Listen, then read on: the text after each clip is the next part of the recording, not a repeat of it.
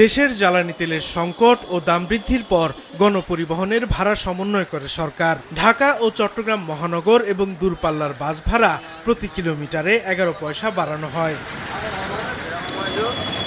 চট্টগ্রাম নগরীর দামপাড়া গরিবুল্লাহ শাহ মাজার এলাকার বাস কাউন্টারগুলো ঘুরে দেখা গেছে শ্যামলী, এনার সহ দূরপাল্লার কিছু বাসের ভাড়া আগের মতোই আছে।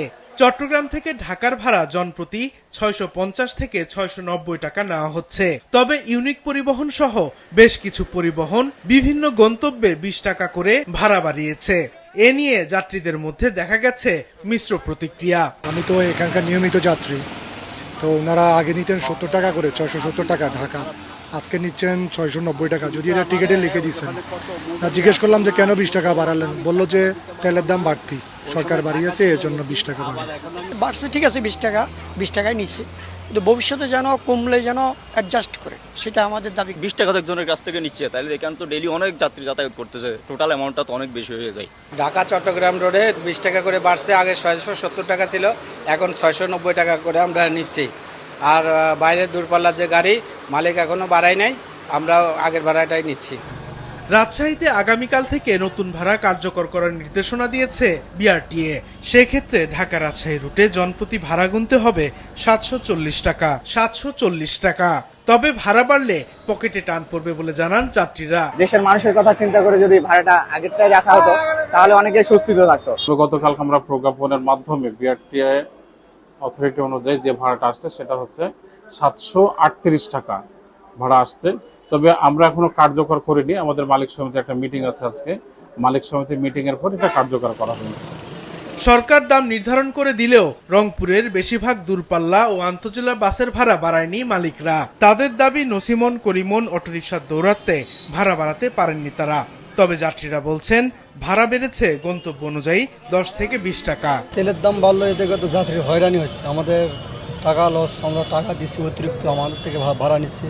কিন্তু এরা কি করে সিএনজিতে 200 টাকা দিয়ে আসতেছে, অটোতে 150 টাকা দিয়ে আসতেছে, আমাদের গাড়িতে উঠতেছে না।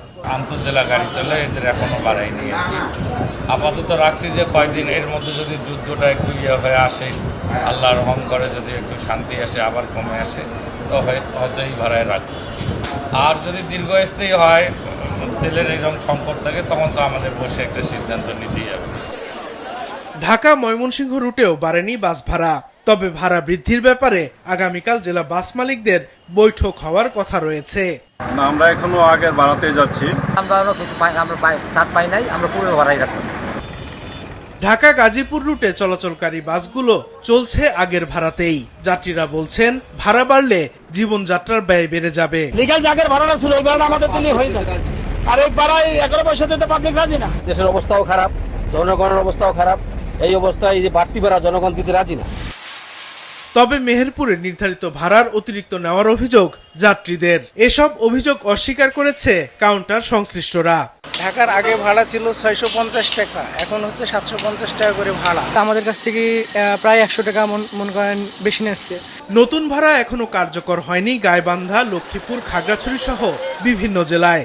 তবে যাত্রীদের অভিযোগ বাস মালিকরা আগে থেকেই অতিরিক্ত ভাড়া নেওয়ায় নতুন ভাড়া এখনো কার্যকর করতে পারেনি। সাদিকুর রহমান সিদ্দিকী, মাছরাঙা, নিউজ ডেস্ক।